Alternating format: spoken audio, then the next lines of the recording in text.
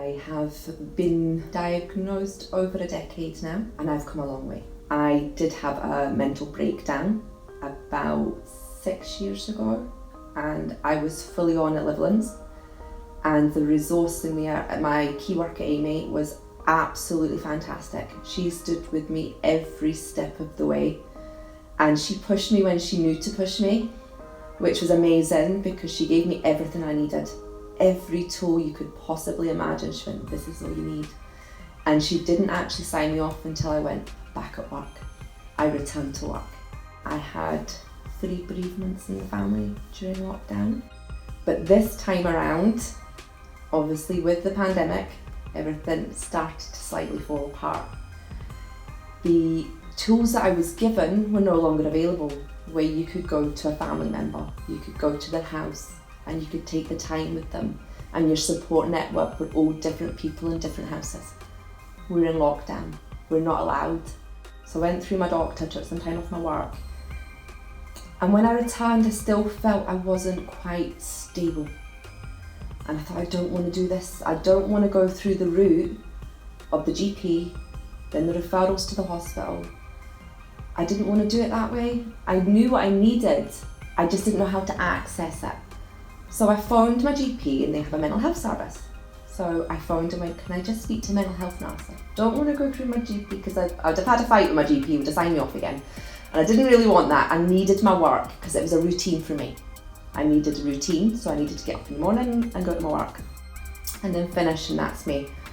So I needed that, and I knew my GP would take that off me because that would have been a stress, and my work's very stressful. And I went, no, I need it because it gives me focus, it gives me something to do, and I help people in my job, which makes me feel good.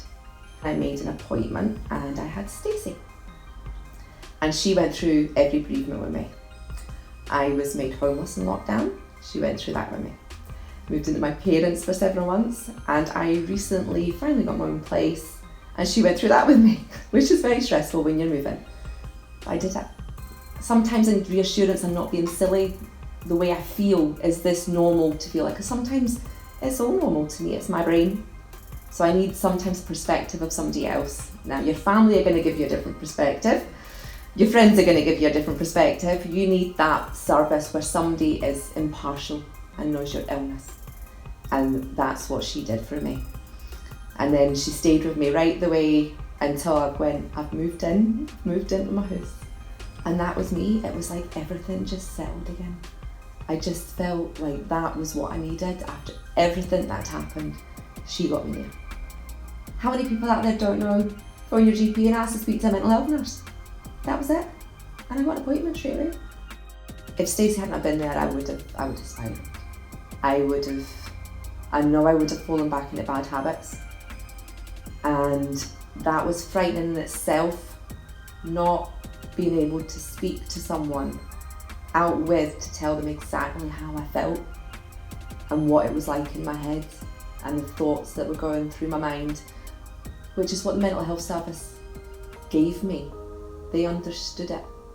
So my life would probably be lying in my bed right now, not eating, potentially self-harming again, suicidal tendencies.